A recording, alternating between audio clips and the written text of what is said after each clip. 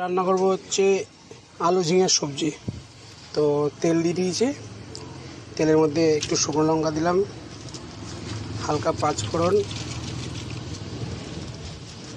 ও একটু পরিমাণ জিরে।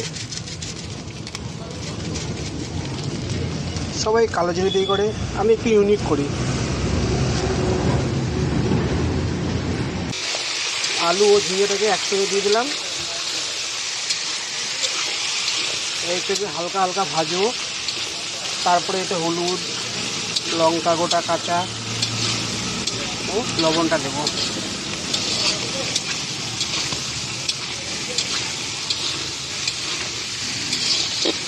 এতে দিয়ে দেবো হালকা লবণ,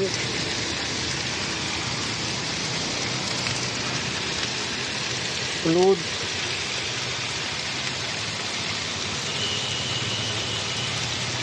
সামান্য পরিমাণ লঙ্কার গুঁড়ো। যেহেতু কাঁচা লঙ্কাটা দেওয়া হয়ে গেছে, একটু নেড়ে চেড়ে ঢেকে রাখবো। তাহলে এর যে তেলটা আছে এই তেলে তেলে কষা হবে এবং সেদ্ধ হয়ে যাবে, আর এর থেকে একটু করে জল বেরোয়।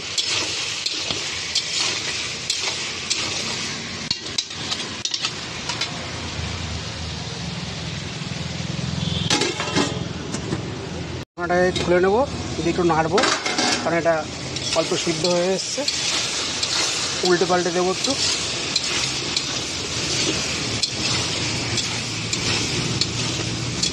এটা কিছুক্ষণ একটু খুলে রাখবো, খুলে একটু কষে নেবো, দিয়ে আবার ঢেকে দেবো।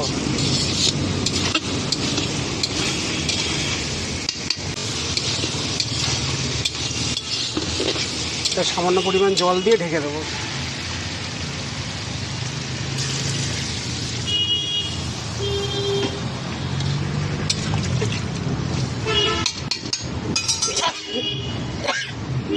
এবার এটাকে ঢেকে দেবো।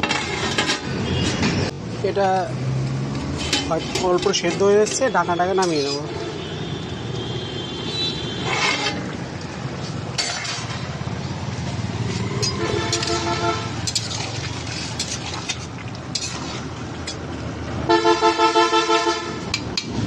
সেদ্ধ হয়ে এসছে,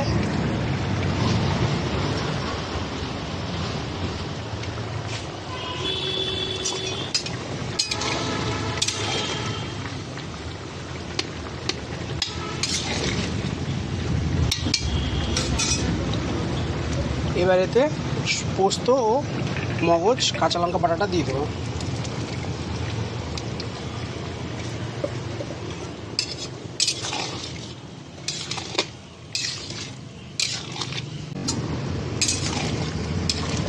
দেখুন ঝোলটা একটু গাঢ় হয়ে এসছে। এবার এর গ্যাসের ফ্লেমটাকে লো করে দিয়ে এটাকে ঢেকে রেখে দেবো 5 মিনিটের জন্য, যাতে এর একটু গ্রেভিটা একটু গাঢ় হয়ে যায় ও জিনিসটা বয়েল হয়ে যায়। খুলে নেব।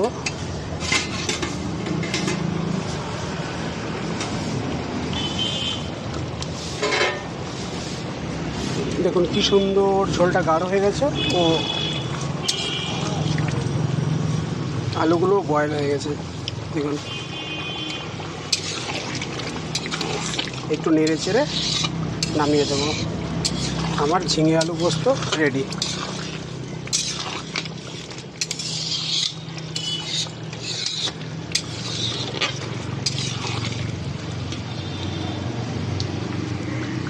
কালারটা দেখুন।